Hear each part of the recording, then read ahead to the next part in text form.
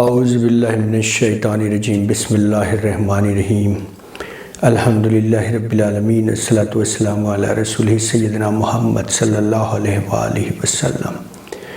السلام علیکم ورحمۃ اللہ وبرکاتہ۔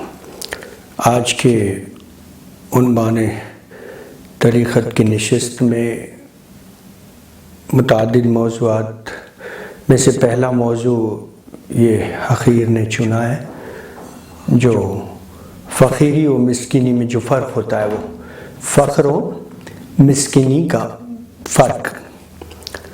مشائخ کی ایک جماعت کہتی ہے کہ مسکینی سے فقیری افضل ہے، کیونکہ اللہ تعالیٰ فرماتا ہے للفقراء الذین احسروا فی سبیل اللہ لا یستطیعون ضربا فی الارض، آیہ شریفہ۔ اور یہ اس کا ترجمہ یہ کہ یہ ان فقراء کے لیے ہے جو راہ خدا میں روکے گئے اور وہ زمین میں پھرنے کی طاقت نہیں رکھتے۔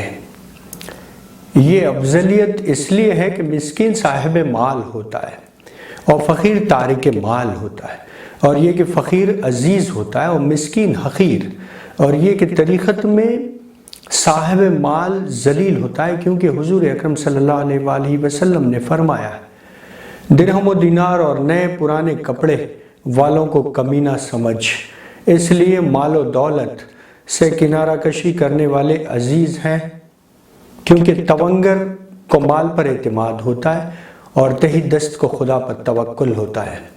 مشائخ طریقت کی ایک جماعت کا نظریہ مسکینی ہے، اس لیے کہ حضور اکرم صلی اللہ علیہ وآلہ وسلم نے اپنی دعا میں اس کی مناجات کی ہے، اللہم احیینی مسکینہ و امتنی مسکینہ و احشرنی فی زمرۃ المساکین، اے خدا مجھے زندہ رکھ اور مسکینی کی موت دے اور مسکینوں میں حشر فرما۔ رسول عربی صلی اللہ علیہ وآلہ وسلم نے جب فقر کو یاد فرمایا تو اس طرح ارشاد فرمایا، کار الفقر ان یکون کفرا، بسا اوقات فقیری کفر میں مبتلا کرتی ہے۔ یہ فرق اس لیے ہے کہ فقیر وہ ہے جو سبب سے تعلق رکھتا ہے، اور مسکین وہ ہوتا ہے جو اسباب سے ترک کے تعلق کر لے۔ شریعت میں فقہا کی ایک جماعت کے نزدیک فقیر وہ ہوتا ہے جو ایک وقت کا کھانا رکھتا ہو، اور مسکین وہ ہے جو یہ بھی نہ رکھے، اور ایک جماعت کے نزدیک مسکین وہ ہے جو صاحب توشہ ہو، اور فقیر وہ ہے جو یہ بھی نہ رکھے۔ اسی لحاظ سے اہل طریقت مسکین کو صوفی کہتے ہیں۔ یہ اختلاف فقہا کے اختلاف کے مطابق ہے، جن کے نزدیک فقیر وہ ہے جو کچھ نہ رکھے اور مسکین وہ ہے جو ایک وقت کا توشہ رکھے، ان کے نزدیک صفت سے فقر افضل ہے۔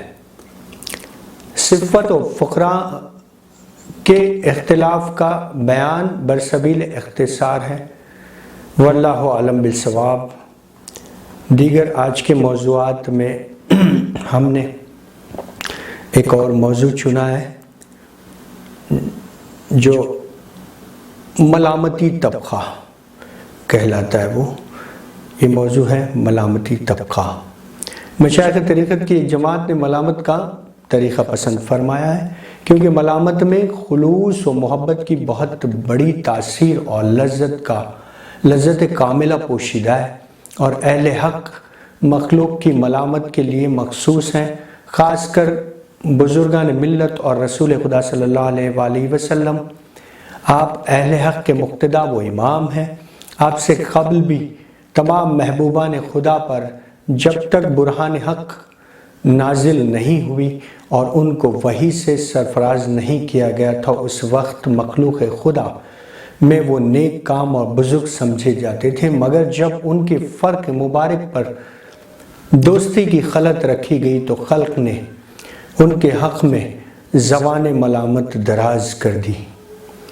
چنانچہ کسی نے کاہن، کسی نے شاعر، کسی نے مجنوں اور کسی نے کاذب تک کہا، نعوذ باللہ من ھذا الخرافات۔ اللہ تعالیٰ نے اہل حق اور مومنین کی تعریف میں فرمایا ہے، وَلَا يُخَافُونَ لَوْمَةَ ذالک فضل اللہ یؤتیہ من یشاء واللہ واسع علیم، بفضل خدا یہ زبان درازوں کی ملامت سے نہیں ڈرتے، وہ جسے چاہتا ہے عطا فرماتا ہے، اور اللہ کا علم وسیع ہے۔ حق تعالیٰ کا دستور ایسا ہی ہے کہ جیسا جس نے حق کی بات منہ سے نکالی سارے جہان نے ملامت کی، کیونکہ ایسے بندے کے اسرار ملامت میں مشغول ہونے کے باعث مخفی رہتے ہیں۔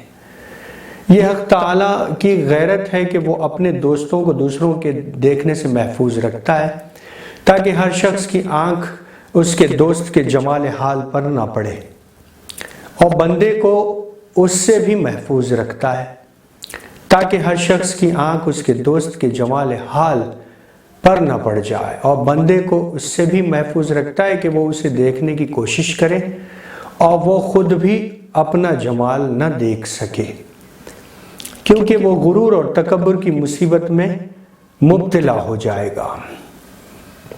اسی وجہ سے خلق کو ان پر ملامت کے لیے مقرر فرمایا، اور نفس لوامہ ملامت کرنے والی خصلت کو ان کے اور پنہاں کر دیا، تاکہ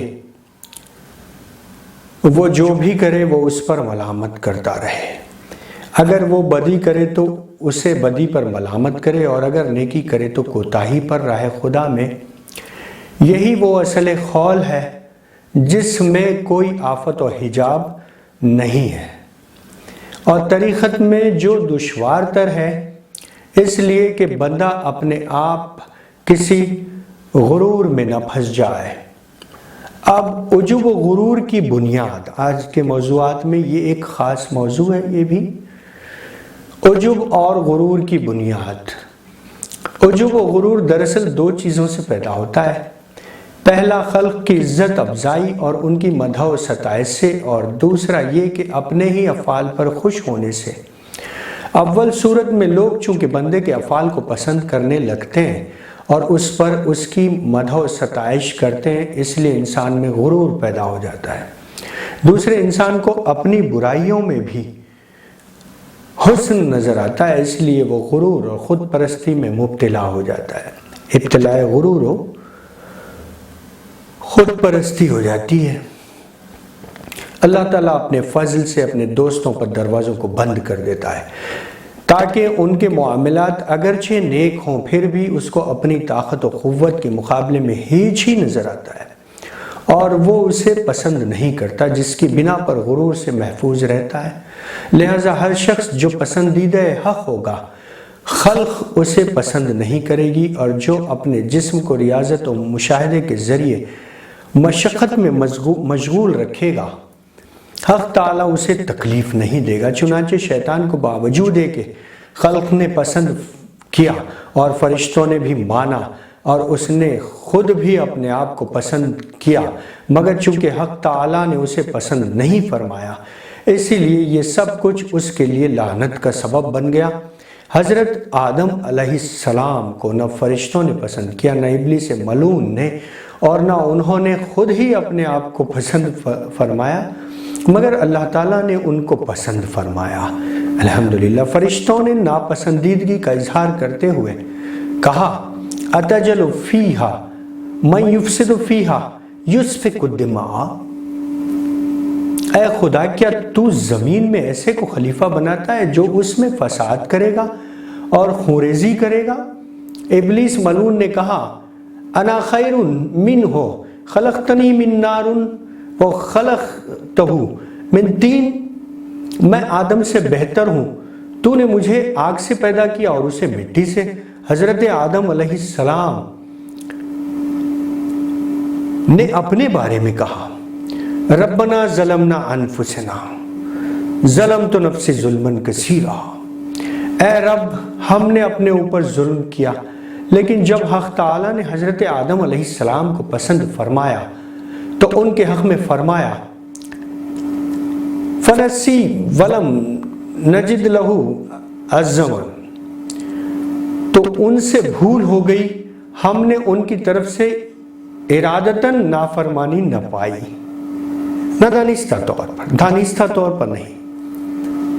اس طرح حضرت آدم علیہ السلام کو خلق کی ناپسندیدگی کا ثمرہ خدا کی رحمت کی شکل میں مل گیا، تاکہ کائنات ہی کی مخلوق جان لے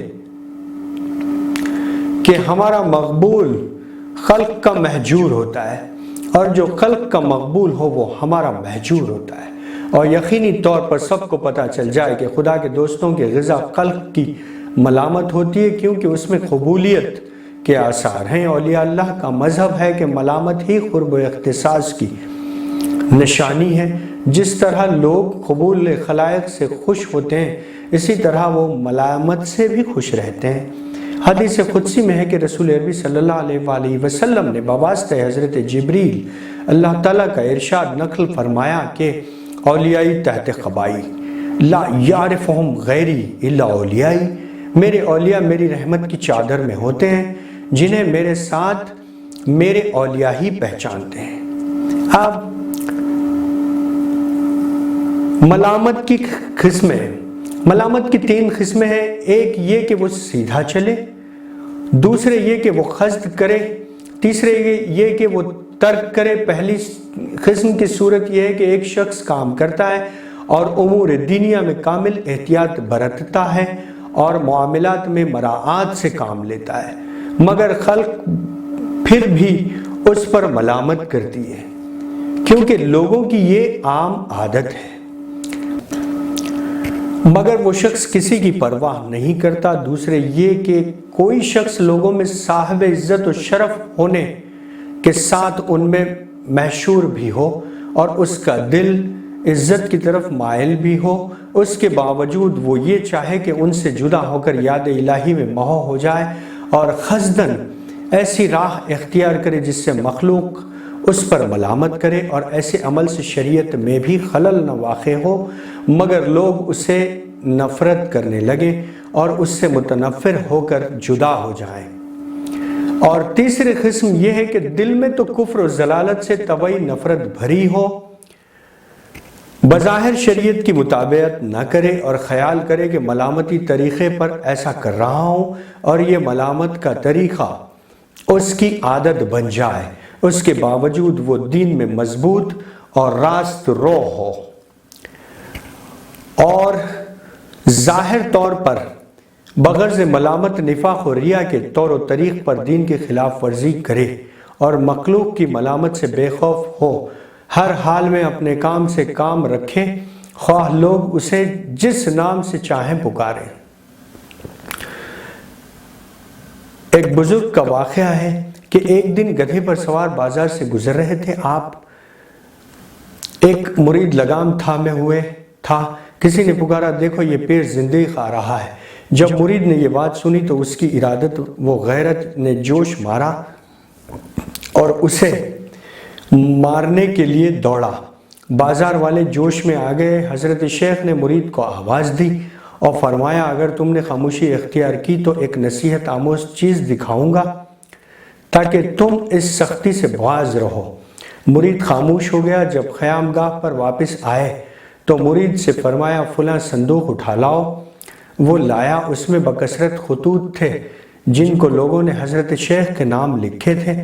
انہوں نے ان کو نکالا اور مرید کے آگے رکھ کر فرمایا، پڑھو کیا لکھا ہے۔ جن لوگوں نے خطوط بھیجے تھے انہوں نے ان میں ہر نامے پر القاب میں کسی نے شیخ الاسلام، کسی نے زکا، کسی نے شیخ زاہد، کسی نے شیخ الحرمین وغیرہ لکھا تھا۔ شیخ نے فرمایا، یہ سبب القاب و خطاب ہیں، میرا نام نہیں، حالانکہ میں کچھ بھی نہیں ہوں۔ ہر شخص نے اپنے اعتقاد کے بموجب مجھ سے تخاطب کیا ہے، مجھے مخاطب کیا ہے۔ اگر اس بیچارے نے اپنے اعتقاد کے بموجب کوئی بات کہہ دی اور کوئی القاب دیے تو بگڑنے یا ناراض ہونے کی کوئی ضرورت نہیں ہے۔ اس طرح اگر ملامت میں قصداً کوئی ایسا طریقہ اختیار کرنا چاہے اور عزت و منزلت اور اس جاہ و حشم کے چھوڑنے کا ارادہ کرے جس کے وہ لائق ہے، تو اس کی صورت یہ ہے کہ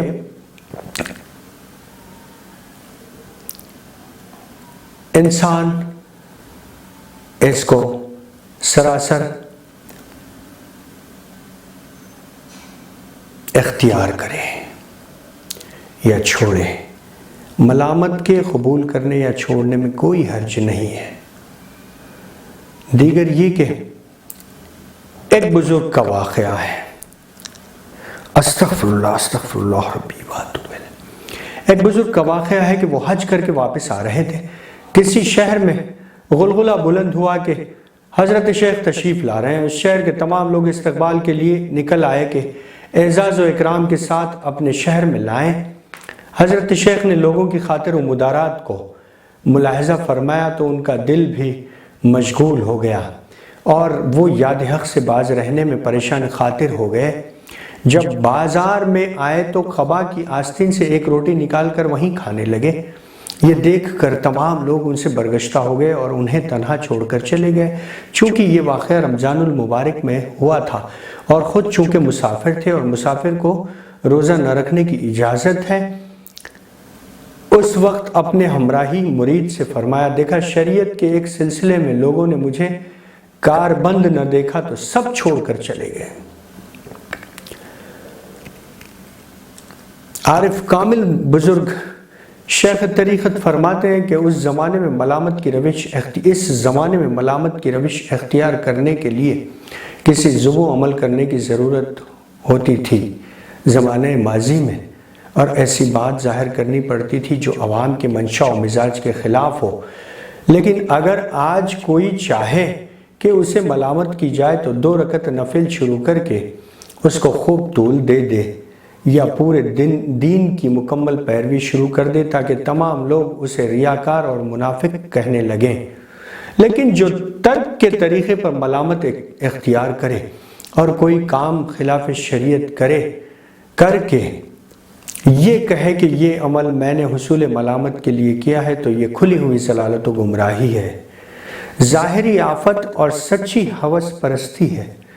کیونکہ آج کل ایسے لوگ بکثرت ہیں جو رد خلق کی صورت میں قبول خلق کے خواستگار ہیں، اس لیے اس کی ضرورت ہے کہ وہ پہلے خلق میں مقبول ہوں، پھر اپنے کسی فعل سے اس کی نفی کریں تاکہ لوگ انہیں مردود قرار دیں۔ نامقبول شخص کے لیے رد کرنے کا قصد کرنا قبولیت کے لیے ایک بہانہ ہوتا ہے۔ ایک بزرگ عارف کامل واصل فرماتے ہیں کہ ایک مرتبہ مجھے مدعیان باطل کی مجلس میں بیٹھنے کا اتفاق ہوا۔ ان میں سے ایک آدمی سے کوئی نازیبہ حرکت سرزد ہو گئی، مگر اس نے یہ عذر کیا کہ میرا یہ عمل ملامت کے لیے تھا۔ اس پر کسی نے کہا عذر و بہانہ بیہودہ ہے۔ میں نے اسے دیکھا کہ غیظ و غضب سے اس کا سانس پھول گیا ہے۔ تب میں نے اس سے کہا، اے شخص، اگر ملامت تیرا دعویٰ درست تھا تو اس آدمی کے اعتراض پر چین بجبی ہونا کیا معانی؟ یہ تو تیرے مذہب کو مضبوط کرتا ہے۔ جب وہ تیرے ساتھ تیری راہ میں موافقت کرتا ہے تو تیرا اس سے جھگڑا ہی کیا؟ تجھے کیوں غصہ آتا ہے؟ اور جو شخص امر حق کی دعوت دے اس کے لیے دلیل و حجت درکار ہے، اور وہ دلیل رسول عربی صلی اللہ علیہ وآلہ وسلم کی سنت کی حفاظت ہے۔ جب میں ظاہر میں تجھے فرائض کا تارک دیکھتا ہوں، حالانکہ تو لوگوں کو اس کی طرف بلانا چاہتا ہے، تو تیرا یہ عمل تجھے اسلام کے دائرے سے باہر کر دیتا ہے۔ اب لطائف ملامت میں لطائف، یعنی لطائف در ملامت، یہ ایک خاص موضوع ہے۔ واضح ہو کہ طریقت میں ملامتی مذہب کو شیخ ایک زمانے کے بہت بزرگ شیخ نے پھیلایا ہے۔ ملامت کے سلسلے میں ان سے بکثرت لطیف باتیں منسوب ہیں۔ چنانچہ ان کا ایک قول ہے کہ الملامت ترک السلامتی، سلامتی سے کنارہ کشی اختیار کرنے کا نام ملامت ہے۔ جب کوئی شخص قصداً سلامتی کے ترک کا دعویٰ کرتا اور بلاؤں میں خود کو مبتلا کر کے عیش و راحت اور خوش ذائقہ چیزوں کو چھوتا ہے تو اس کی غرض یہ ہوتی ہے کہ جلالت کا ظہور ہو اور اس کی امید برائے اور لوگ اس کی عادت سے بیزار ہو کر اس سے دور ہو جائیں اور اس کی طبیعت لوگوں کی محبت سے خالی ہو جائے۔ اس حال میں جس قدر وہ خود کو گھلائے گا اتنا ہی وہ حق سے واصل ہوگا، اور جس سلامتی کی طرف لوگ رغبت کرتے ہیں اور اس کی طرف مائل ہوتے ہیں یہ اس سلامتی سے اتنا ہی نفرت و بیزاری کرتا ہے۔ اس طرح ایک دوسرے کے عزائم میں تضاد و تقابل پیدا ہو جاتا ہے اور وہ اپنی صفتوں میں کامیاب ہو جاتا ہے۔ حضرت حسین بن منصور حلاج سے روایت، آپ کے ایک تابعین میں سے جو شیخ تھے وہ روایت کرتے ہیں کہ کسی نے ان سے پوچھا صوفی کون ہے؟ انہوں نے فرمایا واجد اللذات، یعنی وہ لوگ ہیں جنہوں نے ذات باری تعالیٰ کو پا لیا ہے۔ نیز ایک شیخ طریقت سے کسی نے دریافت کیا کہ صوفی کون ہے؟ تو آپ نے یہ فرمایا راستہ عام لوگوں کے لیے بہت دشوار اور تنگ ہے، لیکن اتنا بتائے دیتا ہوں کہ رجا المرجیہ و خوف الخدریہ، مرجیوں کی امید اور خدریوں کا خوف ملامتیوں کی صفت ہے۔ یاد رکھنا چاہیے کہ ملامتیوں کی طبیعت کسی امر سے اتنی نفرت نہیں کرتی جتنی لوگوں میں عزت و منزلت پانے سے انہیں نفرت ہوتی ہے۔ انسان کی خصلت ہے کہ وہ لوگوں کی تعریف و توصیف سے بہت زیادہ خوش ہوتا ہے اور پھولا نہیں سماتا۔ اسے بنا پر وہ قرب الہی سے دور تر ہی ہو جاتا ہے۔ خوف خدا رکھنے والا شخص ہمیشہ یہی کوشش کرے گا کہ خطرے کی جگہ سے دور رہے، کیونکہ اس کے لیے دو خطرے لاحق ہوتے ہیں۔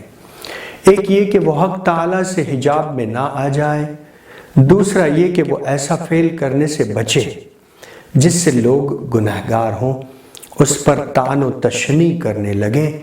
ان کا یہ مقصود نہیں ہوتا کہ ان میں عزت پانے سے راحت محسوس کریں اور نہ یہ کہ ملامت کرنے سے انہیں گنہگار بنائیں۔ اس لیے ملامتی کو سزاوار ہے کہ پہلے دنیاوی جھگڑوں اور لوگوں کی اخروی علاقوں سے خود کو جدا کریں، اس کے بعد لوگ اسے کچھ بھی کہیں۔ دل کی نجات کے لیے ایسا فعل کرے جو شریعت میں نہ گناہ کبیرہ ہو نہ صغیرہ، تاکہ لوگ اس سے برگشتہ ہو کر اسے چھوڑ دیں۔ یہاں تک احتیاط برتے کہ معاملات میں اس کا خوف خدریوں کے خوف کی مانند ہو اور معاملہ کنندگان سے ایسی امید رکھے جیسے مرجیہ امید رکھتے ہیں۔ حقیقت میں ملامت سے بہتر کسی چیز سے محبت و دوستی نہ ہو، اس لیے کہ دوست کی ملامت کا دوست کے دل پر اثر نہ ہوگا۔